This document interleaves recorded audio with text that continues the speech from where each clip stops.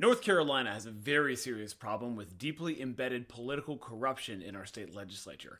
And I don't just mean the kind of institutionalized corruption of lobbyists throwing money at politicians, though that's bad enough. I mean literal quid pro quo, you give me money, I do stuff for you kind of corruption. What people need to know is that corruption is not something that has happened to our legislature. It's been created by the people inside. It's been institutionalized. There are meetings in conference rooms about it. There are planning memos. And the corruption in North Carolina's legislature has gotten exponentially worse in the last 12 or 13 years. Here's an interesting fact. In the last 7 years, in the entire state of North Carolina, not a single prosecutor has brought even one single charge of campaign finance violations against a political candidate. Not a single one. Isn't that weird? That used to happen all the time. Now, did all politicians in North Carolina suddenly get on the straight and narrow?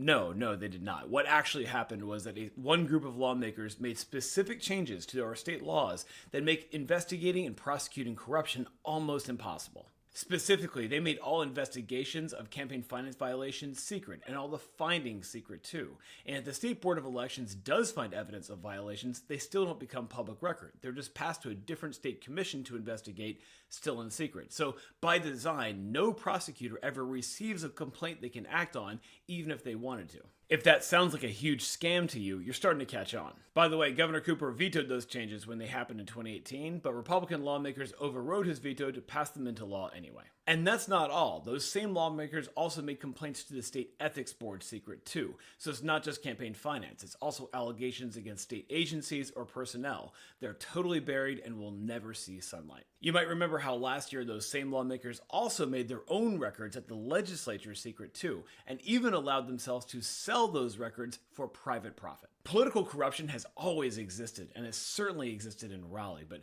the big difference is that because we used to have systems of transparency, the bad guys would often get caught, and people did actually go to jail. But today, Republican lawmakers have completely dismantled those systems of transparency, so the stuff that people used to go to jail for 15 or 20 years ago is now just par for the course, and no one gets punished. Now, we need to be really clear. There are individual Democrats and Republicans who act dirty in office, but these specific changes in state law that have allowed corruption to explode in North Carolina state legislature were put in place by Republicans over Democratic opposition. That's just a fact. The only way to fight political corruption is to vote against it and to protect systems of independent accountability.